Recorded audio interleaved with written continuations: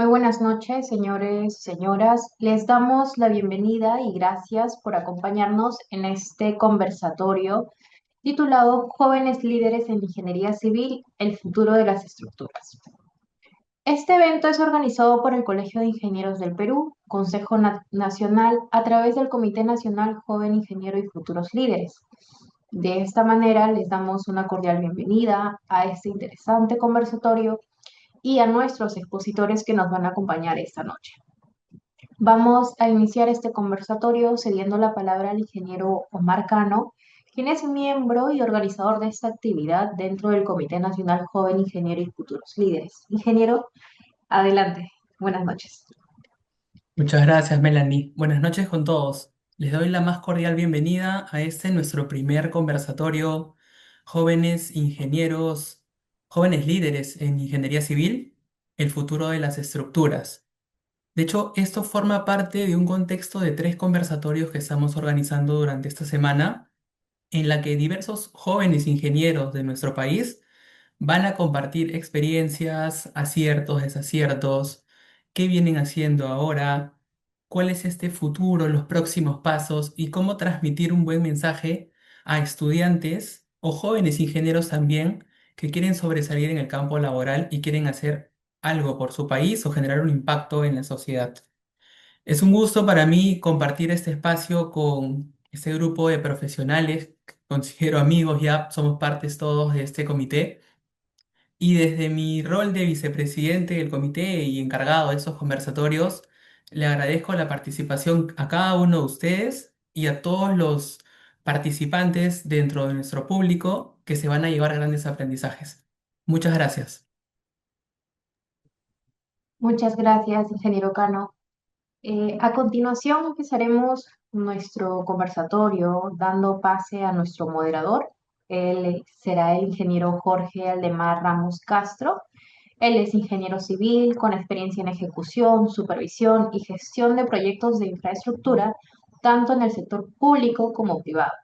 Cuenta con una formación de posgrado en gerencia de la construcción y conservación vial. Actualmente cursa una maestría en gestión pública. Además, es miembro también del Comité Nacional Joven Ingeniero y Futuros Líderes. Voluntario en el área de PMO en la comunidad PMI de Trujillo. Adelante, ingeniero Ramos. Buenas noches. Buenas noches, ¿qué tal? Permítame compartir la pantalla.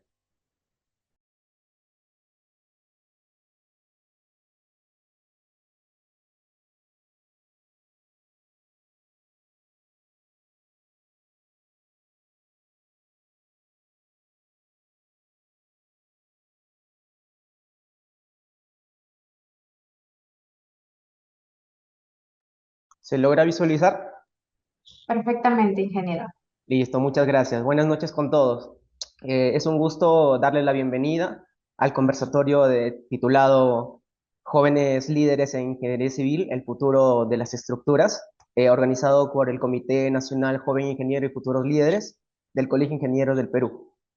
El objetivo de este espacio es generar un diálogo técnico y reflexivo sobre cómo la nueva generación de ingenieros puede impulsar infraestructuras más seguras, sostenibles y tecnológicamente avanzadas frente a los desafíos urbanos, sísmicos y climáticos que enfrenta nuestro país, ¿no? Agradecemos la participación a todos ustedes que están ahí, especialmente a nuestros destacados ponentes, quienes compartirán experiencia, visión y conocimientos en este importante tema, ¿no? Bueno, iniciamos presentando a nuestros panelistas.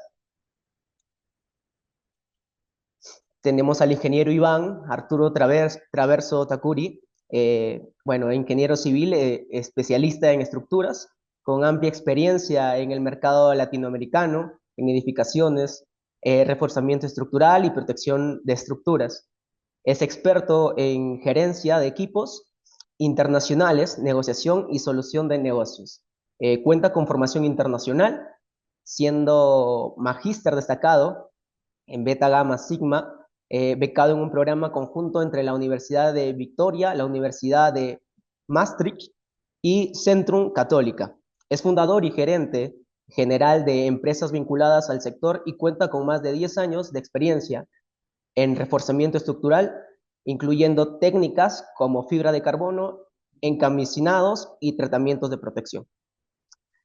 El ingeniero Jorge Eduardo Pérez Loaiza, ingeniero civil, jefe de estructuras en Refuerza con maestría de mitigación de riesgos por el Politécnico de Milán, Italia, especialista en ingeniería sísmica, análisis y reforzamiento estructural. Cuenta además con certificación de CENEPRED en evaluación de riesgos y es miembro del Comité Joven Ingeniero del Colegio de Ingenieros del Perú, destacando por su enfoque en la gestión del riesgo y la resiliencia estructural. Bueno, también tenemos en este caso al ingeniero José Luis Soriano Cacho, bueno, ingeniero civil, también especialista en ingeniería estructural, con más de 10 años de experiencia en diseño, análisis y evaluación en edificaciones. Cuenta con especialización en diseño estructural por, por la Universidad Politécnica y, bueno, ha desarrollado diversos proyectos en diseño, en supervisión y diagnóstico estructural, incluyendo evaluaciones mediante ensayos no destructivos y trabajos en edificación existentes. Asimismo, ha sido finalista y ganador en concursos internacionales de estructuras. Participa activamente en espacios académicos y profesionales, siendo miembro del Comité Nacional de Joven Ingeniero y Futuros Líderes. Y bueno, también es líder del PMI Capítulo Norte, impulsando la formación de nuevos ingenieros y la integración entre la práctica estructural y la gestión de proyectos. Como tenemos acá nuestro flyer, y bueno, ahora sí procedemos a el tema de los bloques. Vamos a presentar los bloques. A continuación damos inicio al conversatorio, el cual está organizado por 4 bloques. Tenemos el bloque de, bueno, como estarán pudiendo apreciar, el bloque 1, radiografía del sector construcción en el Perú. También tenemos el bloque número 2, que es innovación tecnológica e ingeniería estructural. Bloque 3, infraestructura sostenible y resiliente. Y bloque 4, liderazgo joven e ingeniería civil. En este primer bloque abordaremos la situación actual del sector, ¿no? Construcción en nuestro país, analizando sus principales problemáticas y riesgos y desafíos estructurales. Para iniciar, pongamos sobre la mesa la realidad del sector construcción en el Perú. Más allá de la teoría, es importante entender qué está pasando realmente en campo, en obra, ¿no? En ciudad, como le podemos decir también. Ingeniero Iván, desde su experiencia en el sector y en reforzamiento estructural, ¿cuál considera que es hoy el principal problema o el mayor problema estructural que aún no estamos resolviendo en el país? Le cedo la palabra. ¿Cómo estás, Jorge? ¿Qué tal? Buenas noches. Bueno, sí, al respecto, y antes que nada agradecer el espacio que nos están brindando. Las disculpas porque va a haber algo de bulla, yo estoy en la oficina, pero bueno, acá estamos atendiendo. Miren, sobre la consulta de cuál es el mayor problema estructural en el Perú, pensaría que se puede englobar en 3 puntos, ¿no? El gran problema que tenemos en Perú es realmente el 70% de informalidad al momento de construir, ¿no? La autoconstrucción es una práctica muy habitual en Perú. Basta darse una vuelta bueno, por todas las zonas en los conos, en sierra, en villas, en donde rara vez se ve guía técnica, ¿no? Capeco dice que el 70% de las casas también van a caerse con un sismo, coincidentemente con esta estadística, ¿no? Mm, Eso, conozco bien al director de Capeco, dice que es una estadística no alarmista y bastante bien informada, ¿no? El segundo punto que sí también encuentro como una gran falencia es la falta de estudios de suelos. Muy pocas veces se hacen cuando se edifican. Y un problema también muy recurrente ya que nosotros nos dedicamos bastante a este tipo de análisis de edificaciones, es el uso de albañilería confinada deficiente. Se usa mucho el uso, el tipo de ladrillo pandereta, un poco por ignorancia, se emplea en zonas donde a veces se recidiza en vez de apoyar. Entonces, yo lo englobaría en esos tres puntos, ¿no? La autoconstrucción, la falta de estudio de suelos y cimentaciones y la masificación de los albañilerías confinadas deficientes. Correcto, ingeniero. Muchas gracias por su participación. Creo que los oyentes estarán tomando nota. Es muy importante lo que acaba de referir el ingeniero. Sí, es una realidad que se está dando en el Perú, el tema de la autoconstrucción, lo que estábamos hablando del estudio de suelos y también el tema de la albañilería confinada, ¿no? Y aquí aparece también un factor clave que muchas veces agrava todo. Ingeniero, bueno, Jorge, ¿qué tal? Considerando que en el Perú es un país altamente sísmico, eh, ¿qué tan preparadas están realmente nuestras ciudades frente a un gran evento, ¿no? Y más aún, ¿hasta qué punto podemos confiar únicamente en la norma? Y buenas noches. Creo que la respuesta es un poco obvia y es más por justamente lo que comenta Iván, ¿no? Iván dice que el 70% de las viviendas son informales y básicamente estas están fuera de norma, entonces no estamos seguros, pero no es culpa de la norma, ¿no? La norma se pone bastante empeño en mejorarse, pero de ello justamente tenemos una propuesta de norma el año pasado, entonces tenemos menos de un año, una norma también ya actualizada. Y aunque la actualicemos, no es que la vivienda que ya se construye informalmente vaya a mejorar. Entonces, el problema también no se va solamente en la parte informal, sino también en la parte que se diseña, se construye, pero ineficientemente. Entonces, así tengamos un estudio en una construcción nueva y podamos hacer un estudio de mecánica de suelos, unos planos muy detallados, el tema de la ejecución muchas veces es deficiente. ¿Qué pasa? Que aunque tú entregues un expediente técnico completo en la parte de estructuras, en la ejecución también puede que no se respete todo lo que tú has hecho, ¿no? Vayan a ser, no sé si condiciones de obra, que pueden ser cambios que no sean opinados y se llevan a cabo de manera informal, solamente con un cambio que no se ha tomado en consideración desde el diseño, ya se altera todo lo que tú has proyectado. Entonces, este es otro factor. Además de que nosotros, o sea, como país, estamos en una zona muy altamente sísmica, es el cinturón de fuego, entonces esto sí lleva un tema de preocupación más alarmante, ¿no? Y bien es cierto que no hemos escatimado esfuerzos, digamos, en la norma, porque como te digo, es un tema sólido. Yo no creo que tengamos una norma muy laxa y se ha venido mejorando. Creo que la primera versión que tuvimos son de los 70 y no sé si cada 6 años en promedio hemos tenido una nueva versión. Entonces, y la base también que tomamos no es que tampoco sea de un país que no sea sísmico, tomamos bases sobre todo americana, tomamos referencias, no sé si también con lo que pasa en Chile, en México, en Japón. Entonces, creo que tenemos una buena base en tema normativo, pero aplicarlo es lo que nos falta, ¿no? Y es un sector que no estamos viendo mucho. Y no solamente en la nueva construcción, sino justamente en la parte que ya se construyó. La vivienda existente como que es un problema también mayor, que es más difícil, digamos, analizarlo. El tema de reforzamiento, que es justamente lo que se dedica a Refuerza, es un tema que debería verse con mayor detalle porque hay viviendas que, ya sea por falta de economía, por falta de contactos, no han tenido nunca una supervisión por un ingeniero civil estructural, ¿no? Entonces, sí habría que tener un enfoque también para ellos, porque de todos modos la resiliencia de una ciudad se mide también por cómo actuamos nosotros ante un evento. Y sabemos que el evento, o el escenario que se propuso de un evento de 8.1 me parece que se está esperando, es catastrófico, ¿no? Y igual, como menciona Iván, son 70% de viviendas que colapsarían, según Capeco es un número alto. Entonces nos da una respuesta muy rápida de que no estamos bien preparados. Ahora, el desafío es justamente cómo nos preparamos y cómo mejorar lo que ya tenemos, ¿no?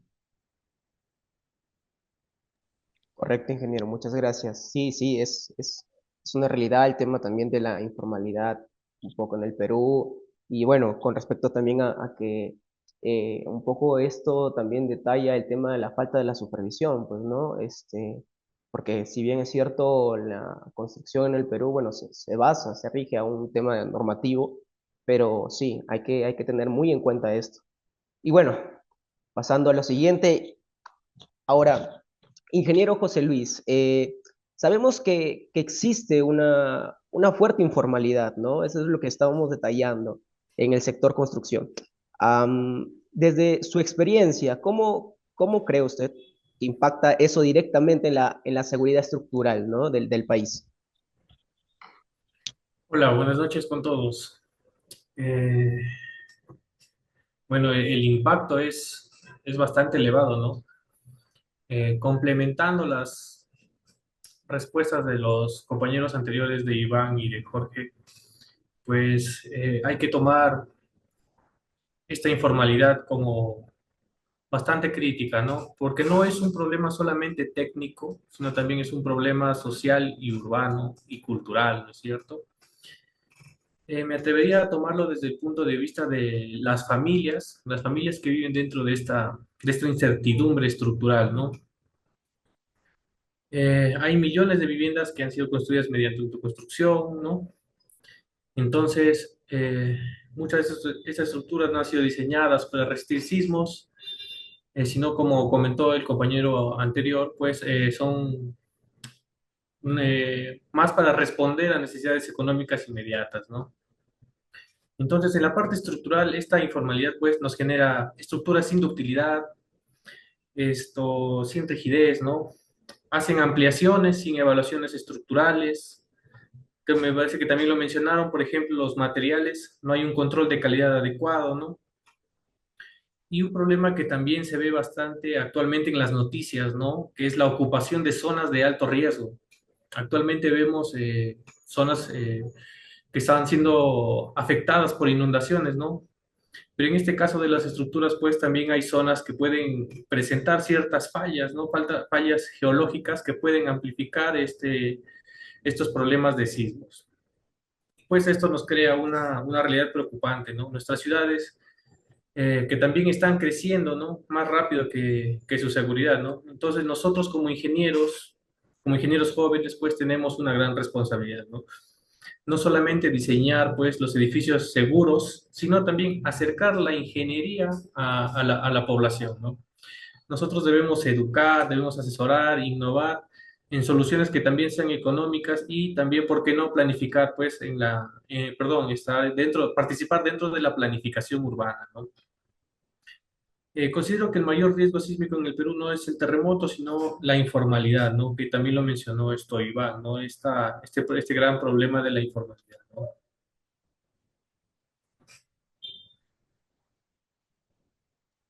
Sí, ingeniero, concuerdo con usted. Sí, el tema de la informalidad, pues, data ya de hace muchos años también.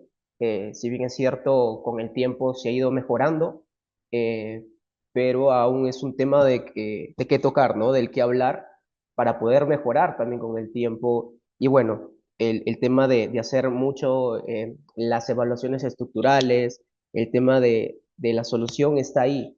La cuestión es verla, ¿no? Ahora sí, bueno, pasamos al bloque número 2. En este caso, vamos a tocar el tema que es innovación, tecnología en ingeniería estructural. Eh, Hoy, la ingeniería estructural está evolucionando rápidamente, ¿no? Pero la pregunta es, ¿estamos avanzando al mismo ritmo? Ahora, por ello, le hago la pregunta al ingeniero Jorge. Ingeniero, hoy se habla mucho del BIM. Es una tecnología, modelamiento avanzado, gemelos digitales. Desde su perspectiva, ¿qué tecnologías están generando el mayor impacto real? Y algo importante también, ¿qué tan grande es la brecha entre el análisis en software y el comportamiento real de las estructuras existentes? Mm, sí, mira, te comento, dijiste algo como que no llega a todos al final, ¿no? O sea, sí es cierto que el BIM ahora está normado, está, digamos, más en uso, pero está en uso para quiénes, ¿no? Para cuántos proyectos. Y creo que no llegamos a tener 1% de los proyectos nuevos que se hacen. Entonces, si bien es cierto el BIM es una realidad compartida, ¿no? Se tiene una aplicación minúscula en cuanto a lo que son nuevos proyectos en Perú. Y si bien es cierto, los intentos por masificarlos son bastantes, y creo que lo van a lograr, pero el ritmo al que necesitamos ir es mucho mayor, ¿no? Entonces, sí es cierto en cuanto al BIM, o sea, es una ayuda muy grande. Si vemos de la parte de estructura, digamos, hay un aporte en cuanto a incompatibilidades, ¿no? Nosotros podíamos haber tenido problemas antes, desde lo que fuera, no sé, una incompatibilidad con una parte de tuberías sanitarias, por ejemplo, que podíamos programar alguna viga que vaya libre por entre dos columnas. Sin embargo, cuando tienen que hacer pases de tuberías, los van a hacer en obra y no nos consultan y va a ser un tema ya sin control y puede que lo refuercen o puede que no. Pero en este caso el BIM sí implementa ya como que sectores más controlados en cuanto a cómo se construye, porque desde un modelo tú podrías ya tener una gestión de toda la información por especialidades, ¿no? No solamente estructura, sino también ya con colapsos en cuanto a otras especialidades, ya sea eléctricas, sanitarias, arquitectura. Entonces, eso creo que es un avance muy grande. Ahora, respecto al tema de modelamiento, los modelamientos creo que el software ha sido un gran salto, ¿no? Desde el AutoCAD mismo, que es el que inicia todo esto. Antes de eso solamente se dibujaba, por ejemplo, y el dibujo incluso ahora nosotros podemos ver edificaciones que analizamos que son de 1940 o 50 y que son dibujadas a mano. Estos dibujos a mano tienen incoherencias solamente en planos paralelos que tú sumas las distancias que ellos ponían y no cuadran. No tienes un lado 15 metros y otro lado cuando sumas las distancias entre, no sé, vanos, suman 15,5. Entonces, esto se ha evitado ya con el tema del AutoCAD, el SAP AutoCAD en plano. Ahora, el tema de un modelo 3D, primero solamente en dimensiones, ya te da un tema de coherencia en cuanto a alturas, ¿no? Por ejemplo, yo puedo poner una sección una altura de una profundidad de cimentación, no sé, de 1,50 m, pero cuando le hago una planta y le voy a poner 1,20 m, entonces ¿a quién le hago caso, no? Tendría que revisar ya una zona de memoria de cálculo o algo, pero recurrir a algún tema más, mientras que tú en un modelo BIM, tú tienes una información no solo tridimensional, sino también de otros más modelos, ¿no? Entonces, no hay un tema de coherencia en cuanto a tus profundidades, por ejemplo. Luego me mencionas el tema de gemelos digitales, creo que ese sería un salto grande, sobre todo para lo que es gestión de infraestructura. Y vamos allá incluso de la estructura, pero creo que es un salto grande también en la estructura. O sea, el modelo digital primero lo veo como un tema de gestión, ya de, no sé si temas eléctricos, de comunicaciones, de telefonía, que los cables que tienen normalmente tiendas grandes que gestionan todo esto están muy desordenados, no hay un control claro, y cuando tienen que hacer cambios, los cambios los hacen ya evaluando en campo lo que tienen existente y lo que encuentran, ¿no? Pero no hay una gestión en sí en cuanto a un modelo digital que nos puede decir, no sé, tengo tantas tomas en este lugar, tengo tantas tomas en otro, tengo por acá el aire acondicionado, sino que es algo con lo que te encuentras. Y a veces te encuentran incluso cables que no tienen uso, pero nunca han sido retirados, ¿no? Entonces, esto para cómo saltar a la parte estructural, creo que también los cambios que se hagan en estructuras, porque hay ampliaciones que también se dan, no sé, por ejemplo, hay un club que puede estar construido en 1980, se amplía un sector y no tenemos tampoco una vinculación en modelos. ¿Tú bien? Mira, si bien tuviéramos un modelo digital, sería bueno como que esa ampliación también la podemos modelar, analizarla y que ya un modelo estructural también esté acuerdo a lo que se ha construido, ¿no? O lo que se ha ampliado, que así sean dos etapas, que también se tenga eso claro. Y en cuanto a los nuevos materiales, creo que nuevos materiales, o sea, el salto es, los intentos son muchos. El tema de llevarlo a cabo a la construcción creo que ha sido poco. El tema de los nuevos materiales, por ejemplo, sé que hay un concreto que es autorreparable, que es con microcápsulas que tienen como no sé si son microbios, que reaccionan con la humedad y pueden sellar fisuras. Pero el costo de implementar eso es muy alto, ¿no? Entonces, ahora mismo lo que es la fibra de carbono recién ahora es como que más útil en cuanto al costo, porque antes tenía un costo muy elevado. Entonces, el tema también del mercado mismo te ha condicionado a que tú puedas recién ahora implementar medidas de reforzamiento que eran antes muy caras, ¿no? Y creo que ese es el desafío más que nada en tema de materiales, porque hay muchos, o sea, yo he visto, no sé, concretos autorreparables, he visto concreto con grafeno, he visto concreto, no sé si le ponen también, bueno, los mismos aligerados, flexibles, entonces, pero el costo de producir estos son muy altos todavía, entonces creo que cuando vamos a reducir los costos vamos a hacer lo más viable para implementarlos en estructuras reales, ¿no? Luego me comentaste el tema de las diferencias entre modelos existentes y un comportamiento real. Creo que el software a veces modela estructuras muy perfectas que no se van a construir en realidad, ¿no? Podemos tener una viga que nunca va a tener un problema de carbonatación, de corrosión, cangrejeras, y en obra, de hecho, esto no pasa así, ¿no? Tenemos a veces, incluso cambios, lo que decía antes, ¿no? Cambios en una ejecución que te fuerzan a hacer otras cosas, no solamente por un tema de descontrol, sino también por un tema de necesidad. Puedes tener, no sé, una ejecución de un puente, por ejemplo, alguna vez me pasó, en el cual una tubería de impulsión pasaba por medio de las zapatas. ¿Qué hacemos? Ahí ya no hay un tema de que el modelo estaba bien. El modelo puede estar bien, pero no ha reflejado todo lo que está en la realidad, ¿no? Entonces tenemos que en ese caso ya separar la zapata y verificar la nueva cimentación, ¿no? Entonces sí hay cosas que te van a forzar a hacer eso y la idea es justamente el que el modelo pueda reflejar lo más posible la realidad, incluso cuando se va construyendo, ¿no? No solamente desde la concepción, sino también cuando ya está construido y ya generar el activo o gestionar el activo desde un modelo también dinámico, ¿no? Creo que ese también sería a dónde tendría que ir la ingeniería estructural.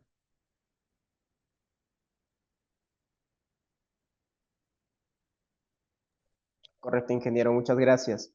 Y siguiendo también esa línea, quería consultarle al ingeniero Iván, un momentito.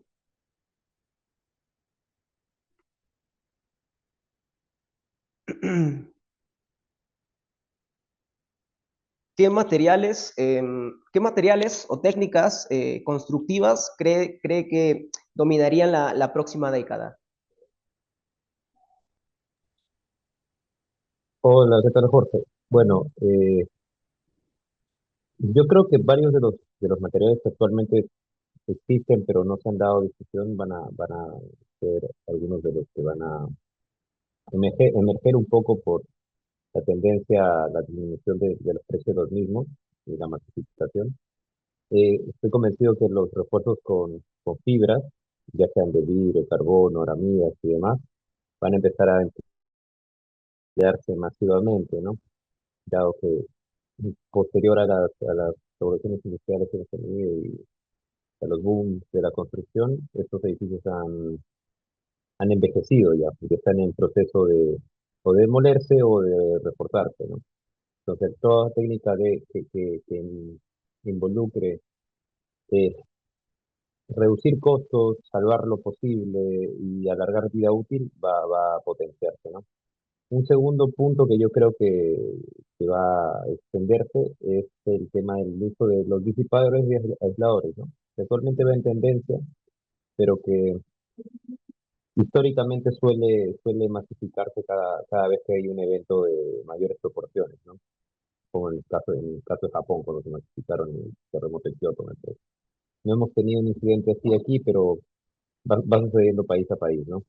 Además que los costos también van disminuyendo y se va conociendo más al respecto. Eh, También creo que va a empezar a surgir un poco más el uso de concretos de alto desempeño, con muchas propiedades no solamente de resistencia alta, ¿no? Sino de durabilidad extendida, ¿no? El tema autorreparable y otros tipos de concreto que se están estudiando, ¿no? Hay incluso, por lo que entiendo, hay incluso concretos que te permiten eh, transmitir energía, o sea, recolectan energía y te permiten acumularla.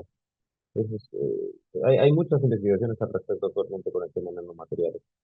Y finalmente, creo que otra de las técnicas que va a despegar es el uso de los gemelos digitales, ya que con el tema de la inteligencia artificial van a, van a potenciarse todos los, todas las técnicas relacionadas a tecnología, ¿no?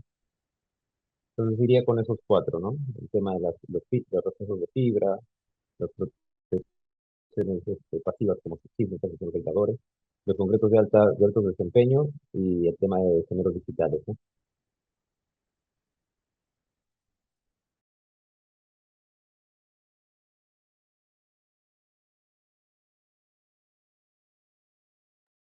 Muchas gracias, ingeniero, por su participación. Eh, Tenía una consulta al ingeniero José Luis también, haciendo un poco de memoria. ¿Cómo cree usted que ha cambiado el rol del ingeniero estructural con el uso del software avanzado, ya que estamos tocando también este tema, y la simulación computacional? Claro, con el avance de los software, pues esto es, en la actualidad es una revolución total, ¿no? Imagínate que podemos hacer ya simulaciones en minutos, que antes esto demorabas días, semanas en hacer, ¿no? modelos lineales, modelos dinámicos, no lineales, podemos hacer optimización estructural, ¿no? Y actualmente he notado que también están utilizando bastante el lenguaje de programación, ya con las APIs de los programas. Y esto combinado con la inteligencia artificial, pues es una revolución total, ¿no? Esto ha transformado totalmente nuestro rol como ingenieros estructurales, ¿no? Ya no somos tan calculistas, ¿no? Sino que debemos saber interpretar el comportamiento estructural, ¿no? Ahora, por parte del software, nosotros lo que nos permitiría sería, pues, prever daños, ¿no? Nosotros también deberíamos diseñar las estructuras más eficientes y con todos estos programas tan potentes, pues, nosotros nos debería permitir reducir costos e indirectamente, pues, mejorar la sostenibilidad. También debemos no confundir la precisión numérica con la comprensión estructural, ¿no? Como lo mencionaba Eduardo en la pregunta que le hacías, ¿no? Él nos menciona que pues tú puedes meter a tu software el programa o la estructura como tal, pero el momento de la construcción no sale igual, ¿no? Y algo similar pues puede suceder con la estructura ya totalmente construida y en funcionalidad y frente a un sismo, ¿no? Entonces esto puede cambiar, ¿no? Tu software te puede dar unos resultados, pero la realidad es totalmente otra, ¿no? Entonces, hacia el futuro, pues, lo que nosotros como ingenieros necesitamos es mejorar nuestra capacidad para entender cómo es que fallan las estructuras en la realidad, ¿no? Entonces, el software es el que calcula, pero nosotros como ingenieros somos los que decidimos, ¿no? Entonces, está en nosotros, pues, tomar las decisiones adecuadas, tanto en el diseño, en el modelo, en el análisis, en el uso de software, ¿no? Tanto como en el proceso constructivo, ¿no? Ver que nuestro proceso constructivo sea adecuado al modelo que nosotros estamos entregando, ¿no? Gracias.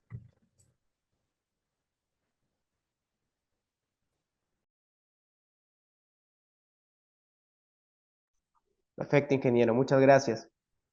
Y entrando a un tema que hoy genera bastante debate, también quería consultarle al ingeniero Jorge, ¿qué oportunidades abre la inteligencia artificial, ¿no? En el diseño estructural? Y siendo directos, ¿la IA va a reemplazar al ingeniero o lo va a potenciar? Mira, basándome incluso en lo que dice José Luis, o sea, sí tiene un potencial de reemplazo al que solamente calcula, ¿no? No al que decide. Al final, el que puede tener más criterio estructural nunca va a ser reemplazado. Creo que nuestro criterio no es reemplazable y más allá de entrar en polémicas, digamos que hay carreras que sí son más fácilmente reemplazables. El tema en ingeniería, porque es un tema real físico, es más difícil que se pueda reemplazar. Y la parte que es estructural, digamos, de cálculo, sí es un tema que hay muchos procesos que podemos automatizar. El tema de la conexión del API que menciona José Luis es más por un tema de que tú mediante Python puedes poner códigos, abrir el software, Etaps, por ejemplo, en este caso, que tiene un API manejable, y puedes colocar ahí materiales, secciones, modelos, tú analizarlo, extraer datos, poner datos. Entonces, lo que te puede tomar, no sé, hoy día una semana de cálculo lo puedes sacar en minutos. Y depende también, de hecho, de la capacidad computacional que tenga tu máquina, ¿no? Pero aún así, o sea, es una ventaja muy grande. Entonces, el ingeniero que solamente se dedica, no sé, a procesar o a modelar y luego extraer datos, ese se puede reemplazar. Creo que el que al final interpreta los datos y puede tomar decisiones con eso, es el que no se va a reemplazar, ¿no? Ahora, en cuanto a qué posibilidades nos abre, justamente va eso, el tema de optimizar también las estructuras. Cuando tratamos de optimizar, ¿qué hacemos? Normalmente hacemos un diseño y luego probamos secciones o reduciendo o moviendo elementos a ver si tenemos una edificación, no sé si más esbelta, con más luz, con mejor comportamiento de sostenibilidad o solamente un muro de cálculo de contención. Podemos probar diferentes espesores, podemos probar diferentes profundidades y a ver cuál nos da el mejor comportamiento. En tema, por ejemplo, alguna vez vi un tema de optimización de pilotes sometidos a carga lateral. En pilotes tú puedes optimizar de acuerdo a lo que es peso y de acuerdo a lo que es este volumen. Entonces, que puede ser igual similar en tema de precios, pero es el que más te maneja el precio. Entonces, tú con la inteligencia en código sí podrías tolerar, porque Lo que mejor hace ahorita la inteligencia artificial, de lo que he visto por lo menos, es código. Y el código es algo que a nosotros se nos complicaba mucho, por ejemplo. No nos enseñan código cuando somos ingenieros de información. Pero interpretarlo y por lo menos saber cómo pedirle algo a la inteligencia sí te diferencia, ¿no? Y en tema de tú poder usar mediante una inteligencia un código que te lleva a tu software y te puede extraer datos, sí suma mucho. Entonces creo que ese va a ser el camino en el cual tenemos que seguir, por lo menos hacia el futuro, sobre el uso de la inteligencia artificial, ¿no? Creo que el optimizar de manera rápida y el de poder, no sé, analizar y prever soluciones de manera rápida sí nos diferenciará. Entonces creo que ese es el camino al que tenemos que apuntar como ingenieros, ¿no? Con la ayuda de la inteligencia artificial. Creo que ese es el uso que tenemos que darle. Sí, ingeniero, es una realidad, definitivamente. La tecnología no solo está cambiando, eh, y en realidad también está redefiniendo el rol del ingeniero como tal, ¿no? Bueno, bueno, muchas gracias. Hasta aquí, acá hemos finalizado el bloque número 2. Pasamos al bloque número 3. Quisiera saber si logran apreciar mi pantalla. Estamos en el bloque número 3, ¿correcto? Sí, sí, sí. Sí, genial, listo. Entramos en lo que es infraestructura sostenible y resiliente. Hemos hablado hasta ahora de lo que es sostenibilidad, resiliencia, dos conceptos que ya eh, no son opcionales, ¿no? No son opcionales, sino fundamentales, creo. En este caso, ingeniero José Luis, en el contexto peruano, ¿cierto? Sabemos en el ambiente popular, ¿qué significa realmente diseñar infraestructura resiliente? Bien, eh, para estructura resiliente, pues primero tendríamos que entender la resiliencia como la capacidad para sobresalir o mejorar después del evento, después de un evento sísmico, ¿no? En este caso. Entonces, lo primero que tendríamos que hacer sería aceptar la realidad que somos un país elevadamente sísmico, que somos también bastante diversos geográficamente y un problema que es latente también, que es el crecimiento urbano acelerado. Entonces, esto significa proteger las vidas, reducir las pérdidas económicas y garantizar una recuperación rápida, ¿no? Lo que comentábamos sobre resiliencia. Entonces, una estructura resiliente debería ser una que controle el daño, que mantenga la funcionalidad, que pueda repararse fácilmente y también, ¿por qué no?, que responda al contexto local, ¿no? Estas, estas cosas que he mencionado de control de daño, funcionalidad continua, pues son criterios que nosotros usamos actualmente en el diseño de los hospitales, ¿no? Los hospitales que usan aisladores sísmicos o sistemas de protección sísmica, sea cual sea, ¿no? Pues mantener la funcionalidad continua. Pero también necesitamos en el Perú pensar también en el suelo, en el clima, en la informalidad, que también ya lo mencionamos, ¿no? Y la planificación, ¿no? Si estamos hablando o estamos haciendo un conversatorio sobre temas del futuro de las estructuras, ¿no? Pues entonces necesitamos hablar de la planificación urbana y de una planificación a futuro que debemos hacerla hoy, ¿no? Entonces, deberíamos pensar que la estructura no es la que nunca se daña, ¿no? Sino la que nunca pone en riesgo a las personas, ¿no? Hay que tomar siempre, pienso, a la persona como como la parte principal, digamos, para diseñar nuestras estructuras, ¿no? Y entender que las estructuras sí deberían dañarse, pero también deberían repararse, ¿no? Eso te podría decir que lo entiendo yo como resiliencia, ¿no? Perfecto, sí, y el tema del mantenimiento, ¿no? Es muy, muy importante el tema de la reparación. Ahora, pero muchas veces esto se enfrenta a una barrera clara, ¿no? Ingeniero Iván, ¿es posible construir estructuras sostenibles sin encarecer significativamente los proyectos?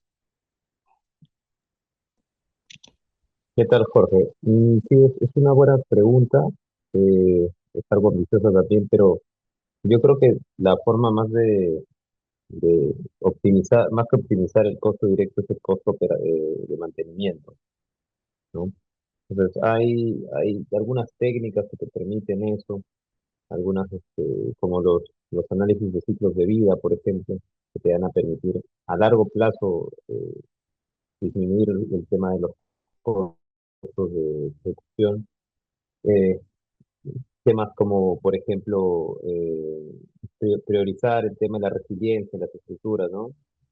Más que el tema como el costo directo como tal, que suele ser muy, muy alto el costo de mantenimiento de la mayoría de estructuras. Ahora, yo te diría, ¿y por qué no es tan sencillo de optimizar el costo como el costo directo de estructuras, ¿no? El concreto es un material que tiene muchos años, el acero también tiene bastantes años, tiene industrias muy, muy competitivas. La competencia ya ha hecho que se optimicen bastante. Los diseños también, el tema de diseño normativo ha sido bastante, bastante estudiado, es bastante conocido y se ha optimizado lo suficiente como para decir que grandes saltos en los mismos no van a haber. Entonces, o se cambia drásticamente el tema de la forma en que se construye, lo cual es casi idealizar, soñar un poco, o se apunta a economizar en el gran paquete que es en el mantenimiento, ¿no? Entonces, por ahí iría realmente el tema de cómo economizar en estructura, apuntando más al tema de mantenimiento. Claro, ingeniero, y es un punto importante. Bueno, sabiendo que en el Perú también manejamos mucho el tema de la economía, ¿no? Siempre vemos nuestro bolsillo. Y bueno, y si hablamos de impacto ambiental, ingeniero Jorge, ¿qué prácticas deberían cambiar urgentemente, ¿no? En el sector construcción para reducir su impacto ambiental? ¿Cómo estás? A ver, en tema de impacto ambiental, o sea, lo que sé es, por ejemplo, la Unión Europea tiene una meta que es la reducción de, uy, plan carbono cero, me parece, creo que es para el 2030. Entonces, este plan es justamente reducir el tema de uso de concreto en exceso, uso de acero en exceso, y que también sean materiales ya reciclados. Inclusive ellos están usando lo que es el concreto reciclado como concreto estructural. Que nosotros estamos haciendo intentos. Sé que hay, por ejemplo, una startup que era Ciclo.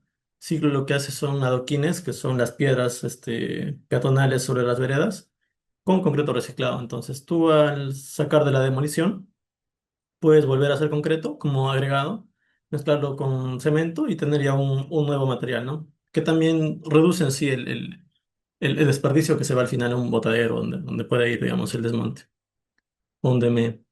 Entonces, esa es una práctica. Yo creo que también el tema de optimizar estructuralmente sí te ahorra un poco de material. Sí, sí es cierto que el tema de materiales, como per se, no hay un tema de tanto ahorro, sino solamente ya un tema de optimización. No sé si yo puedo optimizar una cercha, una viga en cuanto a reducir el uso de menos acero, menos concreto, con la misma capacidad estructural, justamente sería un plus. Pasó lo mismo, ¿no? Con las vigas tipo W, que son optimizadas para el tema de momentos. Puede ser lo mismo también en temas de cortante, con, no sé, columnas tipo H o ver secciones en sí que sean más óptimas para cada uso, ¿no? Eso y creo que sería básicamente eso, ¿no? O sea, el tema ya de llegar, y eso sí tenemos un poco de ayuda también en lo que es la inteligencia artificial, porque ahí sí tenemos que ver optimizaciones que ya son con métodos numéricos más complejos, pero que ahora están más al alcance de nuestras manos, ¿no? Entonces sí, sí creo que es posible llevar un tema de reducir este impacto de huella de carbono. Ahora, por otro lado, en lo que menciona también Iván es importante, ¿no? El tema de que una estructura bien gestionada en el tiempo también reduce el tema de impacto ambiental. No es lo mismo tener una estructura bien concebida desde el inicio que no necesita tanta reestructuración, digamos, hay que una estructura que sí la tengas que demoler y volver a hacer cada vez, ¿no? Se da mucho también en tema de mantenimiento. O sea, si tú mantienes una estructura, digamos, regularmente, el tema de deterioro es menos progresivo. Entonces, si tú esperas, no sé, 20 años a que se corroban tus aceros, a que lleguen a ser insalvables, tú tienes un tema de desperdicio grande, ¿no? En de volver a hacer. Algo que también me pongo a pensar es el tema de obra mismo, ¿no? En obra, a veces procesos mal ejecutados te llevan a hacer demoliciones y volver a trabajar. Esto es una gran pérdida. Por ejemplo, no sé si haces unas sardineles y están desalineados, vas a demolerlos porque no te quedaron bien, si es un tema que se podría optimizar mediante procesos ingenieriles ya más completos, ¿no? Ni siquiera hay una complejidad ahí. pero sí un tema de cuidado de calidad. En tema nuestro, inclusive se me ocurre también el tema de desperdicios del acero. Cuando tienes un despiece de acero, un despiece del acero de vigas, por ejemplo, que tengo que hacer, no sé, bastones o empalmes, tú seleccionando el lugar correcto, tienes también la opción de ver que el acero que tienes tú de 9 metros, puedes optimizarlo para que no tengas tanto desperdicio. El desperdicio al final o lo usas como burritos, que los burritos son solamente soportes para que, no sé, una malla y otra no se junten, o los desperdicios, ¿no? O los vendes por kilos al final. Entonces creo que esa optimización también se puede dar desde el mismo diseñador, que pueda darte un plano no solamente con el acero por secciones, sino un despiece final, ¿no? Y ese despiece sí se podría optimizar inclusive. Tú puedes parametrizar algunos conceptos y sí ver lugares en los cuales puedes hacer despiece y optimizarlos en cuanto a múltiplos de 9 para que también tengas menos desperdicio, ¿no?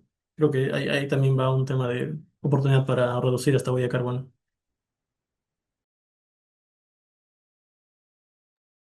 Excelente, ingeniero. Sí, muchas gracias. En realidad sí, mira, y están tomando nota, creo que todos los oyentes, con respecto a lo clave que es optimizar en este caso, ¿no? Ya hemos hablado también el tema del mantenimiento y bueno, el tratar de ver el tema de la calidad de construcción es muy, muy importante porque eso nos puede salvar quizás en algún momento hacer demoliciones, justo como lo estábamos comentando.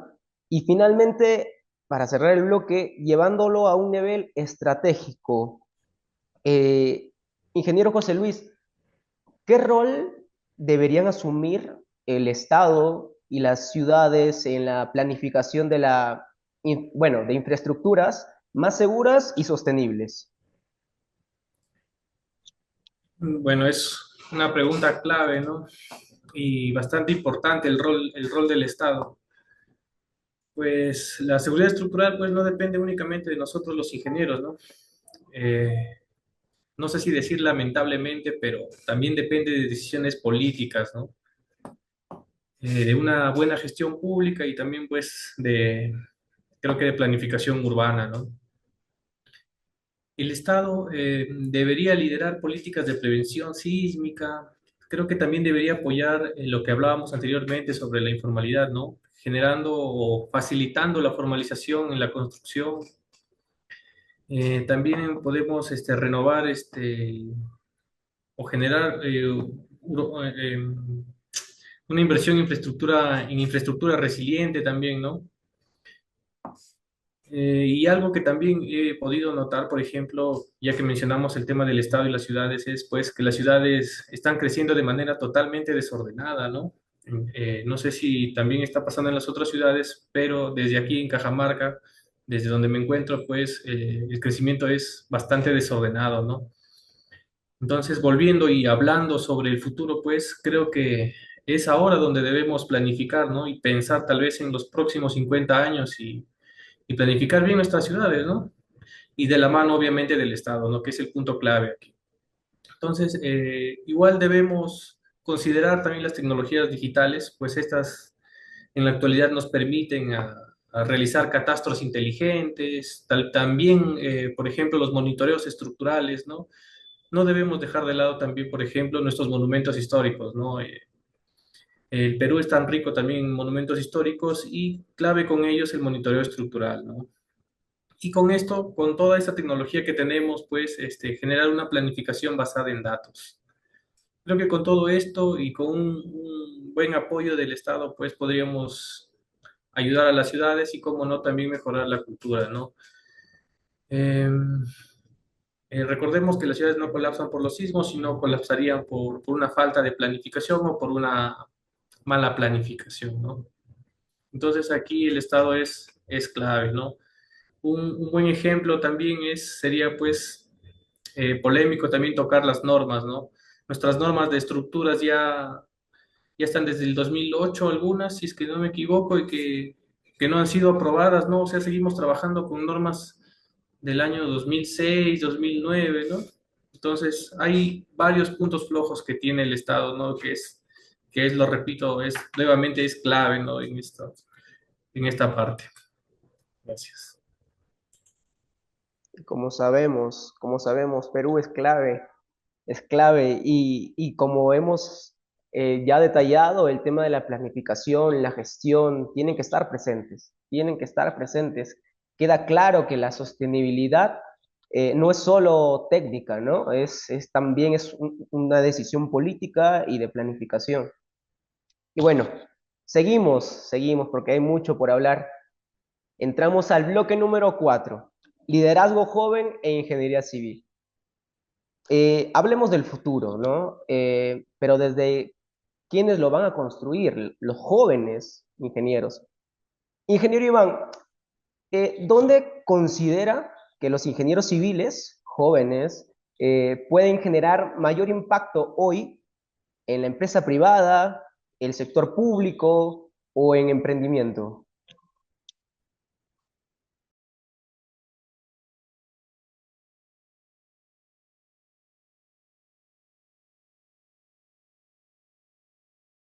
El micro, Iván, el micro está apagado. Gracias, Jorge. Ambos Jorge. Bueno, sí, mira, yo me inclinaría por tres puntos, ¿ya? Si hablamos del sector público, hablando del sector público, me iría por el tema de la gestión de riesgo, ¿ya? De nuevo, con las ciudades decadentes, va a ser muy importante el tema de la gestión de riesgos, implementar estructura preventiva, revisar criticidades, sobre todo para estructuras sensibles, ¿no? Como escuelas, hospitales. Por el lado de la parte privada, también podría ser por la parte pública, pero es todo lo que tenga que ver con emprendimientos con tecnología, ¿no? Lo que es IA, se habla de BIM 7D actualmente, ¿no? Detección rápida con droneo de patologías. Y también podríamos entrar a lo que es ingeniería forense, ¿no? También eso es bastante, es algo que también se está teniendo tendencia. No sé si me permites compartir mi pantalla para mostrar un video sobre, Claro, bueno, nosotros justo tenemos una aplicación de inteligencia artificial que va junto respecto al tema. Entonces ahora la ya. voy a compartir. A ver, ahorita le cedo el espacio. ¿Me avisas? Sí, ya puede compartir. Y ya, perdona que no la tengo acá esta es la aplicación Refuerza App. Toca el video que tengo de Instagram. Ah, caray. El video que tengo de Instagram lo explica bastante bien. Un segundo, por favor. Disculpe que tengo que buscar mi conversación.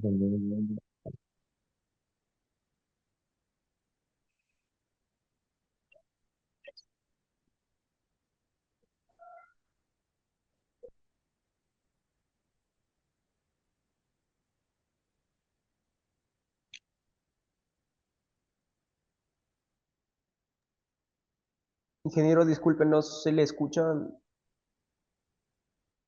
Uh, ¿No se me escucha? Confírmame, por favor. Ahora Ahora sí, sí, ahora. ahora sí.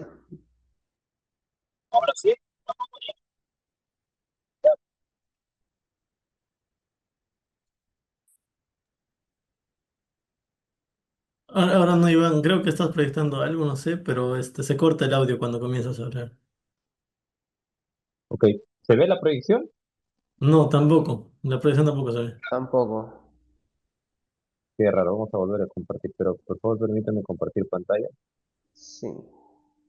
A ver, Sí está la opción. Ajá. ya, Ahora sí se está compartiendo. ya, ahora sí. Listo.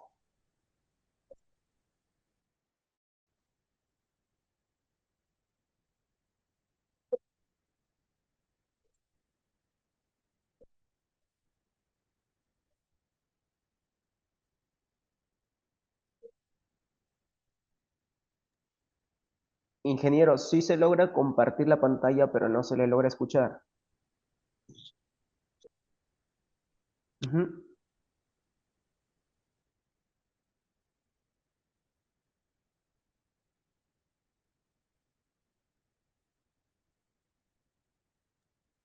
Iván, si no te apoyo ahí, no se está escuchando lo que dices. Imagino que lo que estás diciendo es, esta aplicación lo que hace es recibir imágenes de una persona cualquiera, ¿no? Yo tengo una casa y tengo un problema, no sé, de filtraciones, de humedades. Le tomo fotografías, las subo a la aplicación te explica qué puede estar pasando y te recomienda en sí, qué procedimientos puedes llegar a seguir Y al final, claro, una inspección siempre recomendada por un ingeniero estructural ya con más experiencia, ¿no?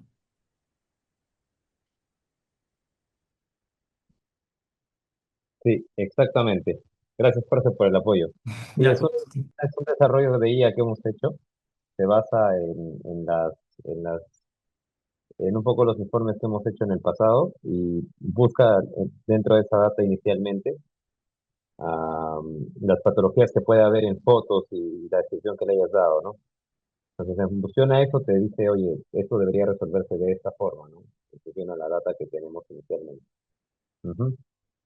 Entonces, es una aplicación buena para gente de mantenimiento, gente que esté iniciándose en ingeniería civil o quienes no tengan ni idea en absoluto de algo y tienen alguna preocupación en sus estructuras o viviendas, ¿no?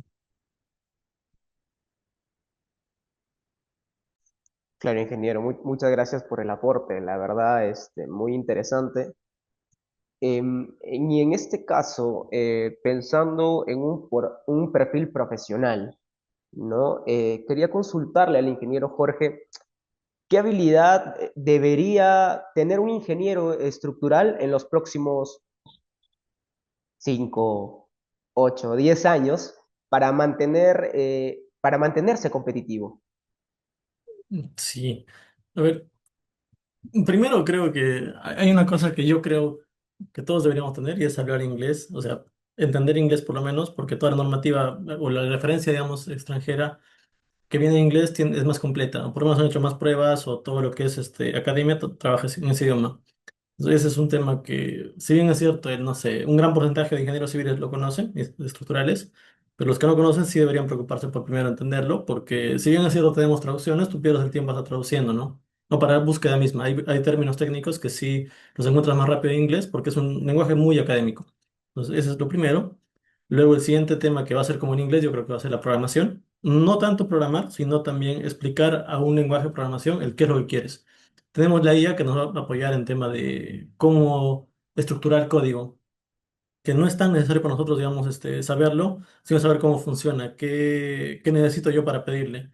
En tema de inteligencia artificial hemos visto el desarrollo demasiado rápido, o sea, si vemos el desarrollo, no sé, ha sido en cuanto 3 4 años, menos, ¿no? 3 años que hemos tenido de una inteligencia artificial, solamente en videos, ¿no? En videos veías un Will Smith comiendo espagueti, que se salían los espaguetis por la boca, y ahora es todo muy real, ¿no? En tema de generación de videos.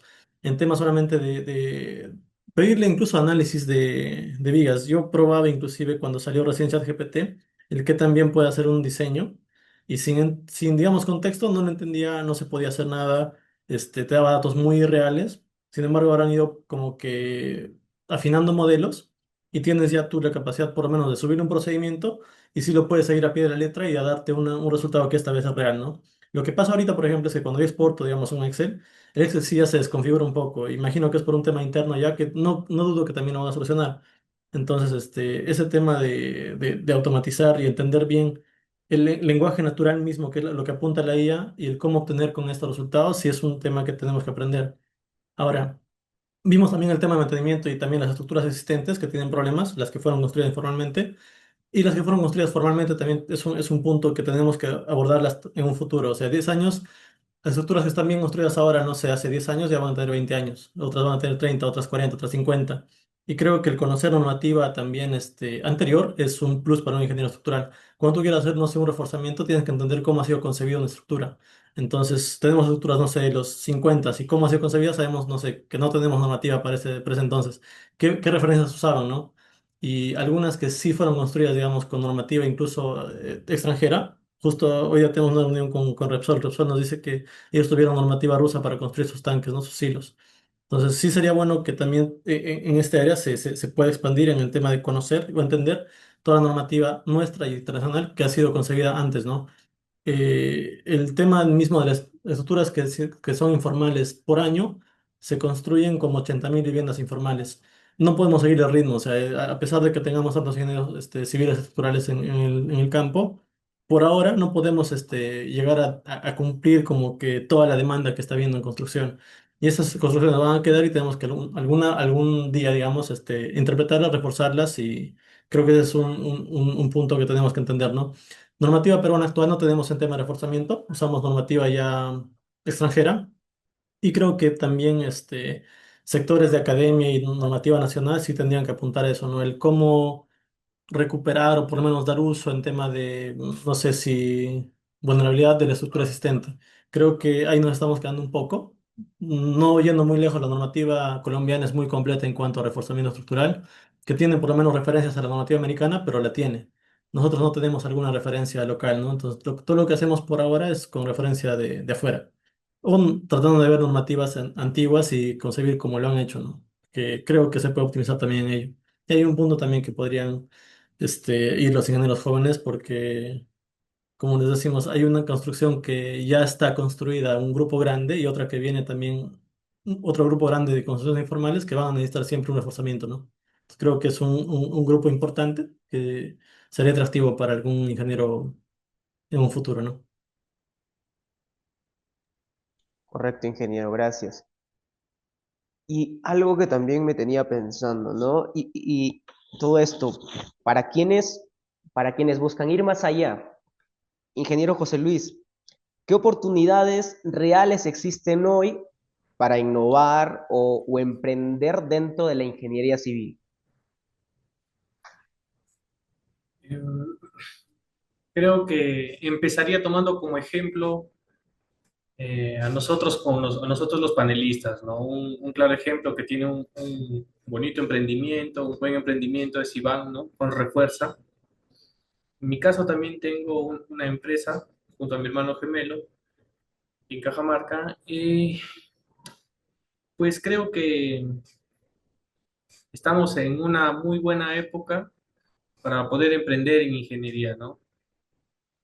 Yo creo que existen oportunidades en la parte de BIM, también en los gemelos digitales, ¿no?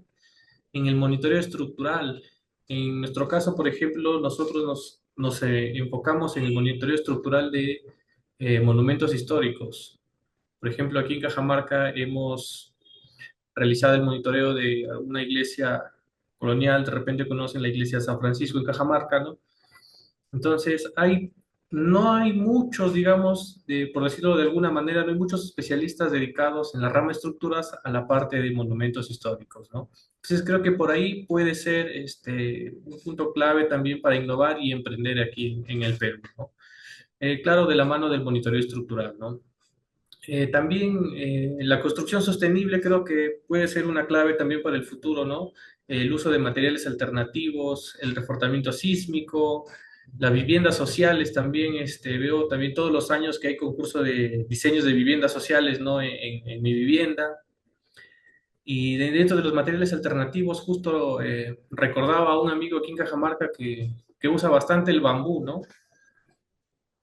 Podemos también emprender por ese lado de la ingeniería, ¿no? Y también usualmente una de las más utilizadas que es la consultoría, ¿no? Una consultoría especializada. Pueden ser los diagnósticos estructurales, la evaluación post-sismo también, la optimización en los diseños. No, creo que hay muchas formas de emprender en la actualidad, ¿no? Hay que aprovechar toda la información, toda la data que tenemos ahora y que no se tenía antes, todos los programas, ¿no? Para poder crear soluciones que nos puedan ayudar a transformar, pues, las ciudades y ¿por qué no, el futuro, ¿no? Correcto, ingeniero, concuerdo. Y ya dando a detalle un poco lo que estaba comentando también el ingeniero Jorge, ¿no? El tema del idioma, de tratar de buscar esa oportunidad, el conocer, el aprendizaje, la programación, la IA, que también está haciéndose notar en estos últimos tiempos. Y las oportunidades están. Es cuestión de ir a buscarlas. El tema de los concursos, como mencionó, el tema de las empresas, si uno tiene o siente la capacidad de poder hacer empresa, intentarlo, el tema de los materiales, ver las posibilidades, el tema de la consultoría también es muy, muy importante. Y ahora pasamos al bloque final.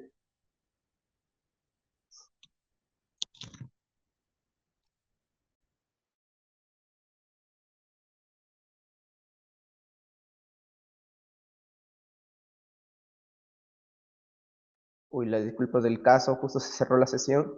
Un momentito, por favor.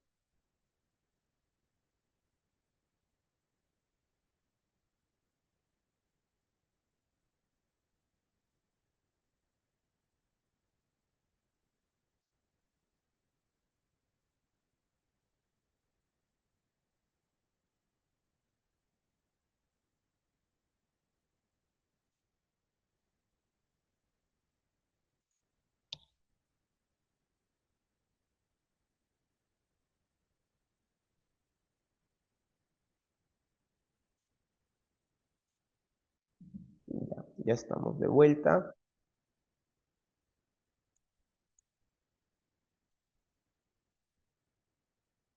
Aquí.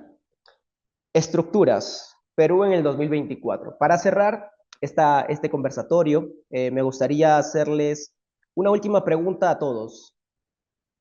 En este caso, nuestros panelistas principalmente. Si tuvieran que definir cómo serán las estructuras del Perú en el año 2040, ¿qué tres palabras usarían?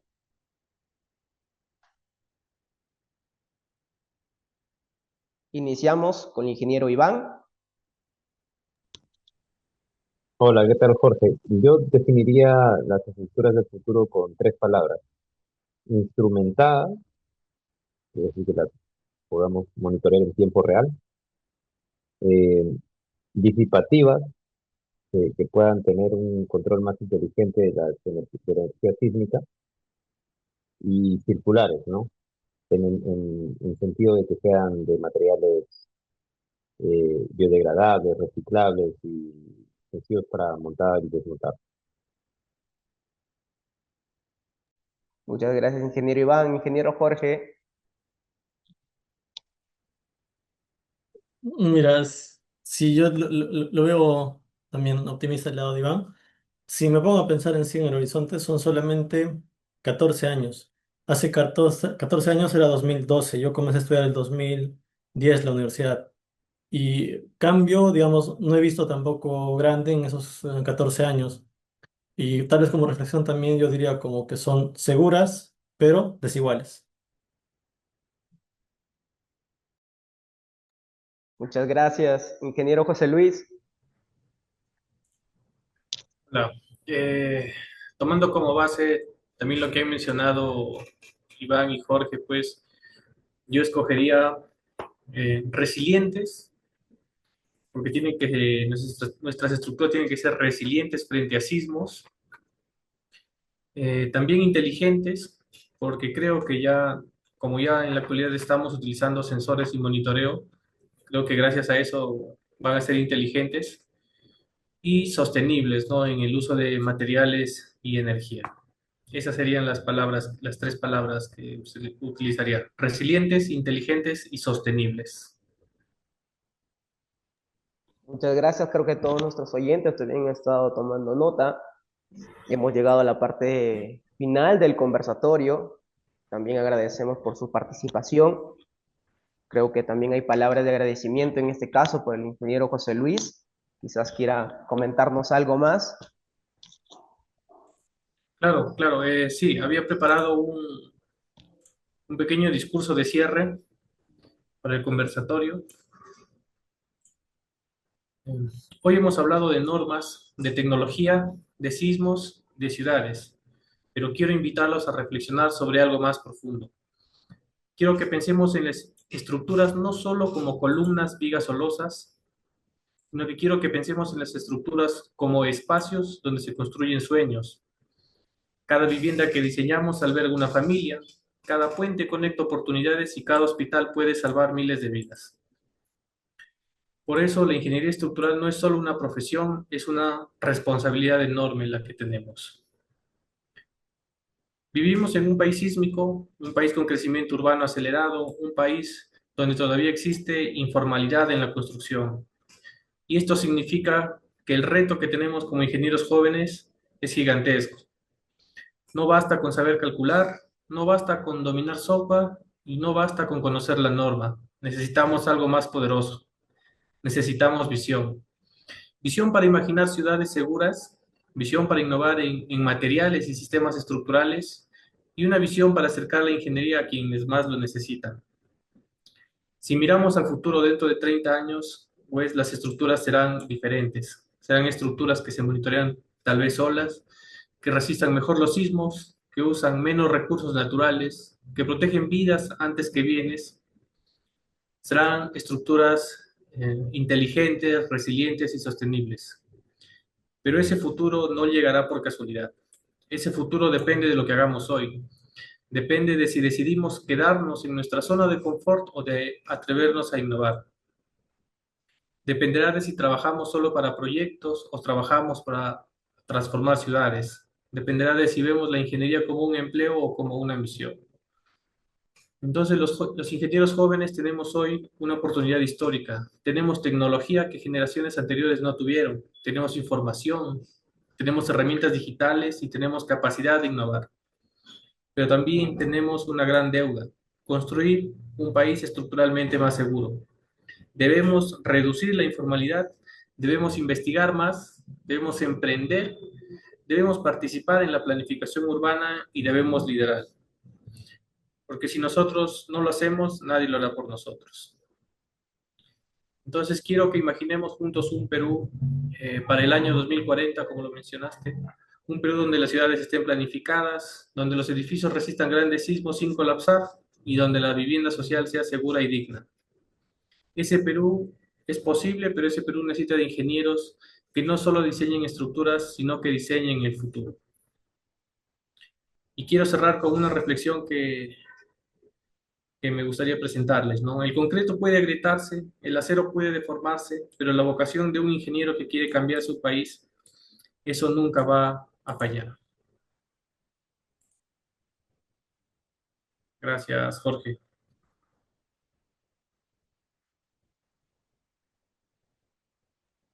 Muchísimas gracias. De igual manera, queremos agradecer nuevamente a nuestros panelistas por estar presentes el día de hoy, tanto también al Comité de Jóvenes Ingenieros y Futuros Líderes. En este caso, también agradecemos de igual manera al Colegio de Ingenieros del Perú por brindarnos este espacio para poder comentar sobre avances, sobre tecnología, sobre el sector construcción, ¿no? Y agradecer también aquí principalmente por darse el tiempo a todos nuestros oyentes. Les agradecemos por su tiempo, por su atención y esperemos vernos en una próxima oportunidad. Muchas gracias. Muchas gracias, ingeniero Jorge Ramos. Un gusto haber compartido este espacio con los miembros del comité. Queremos de igual manera compartir una breve encuesta, la he pasado por el chat del Zoom para que puedan dejar sus comentarios de qué podemos ir mejorando nosotros en nuestras siguientes actividades. Sí, y bueno, tal como ya se mencionó, hemos concluido este conversatorio. Queremos agradecer nuevamente a nuestros expositores, a nuestro moderador, al equipo del comité que está también presente con nosotros y a nuestros invitados que están conectados a través del Zoom. Los esperamos el día de mañana en nuestro segundo conversatorio. Muchas gracias y buenas noches. Muchas gracias.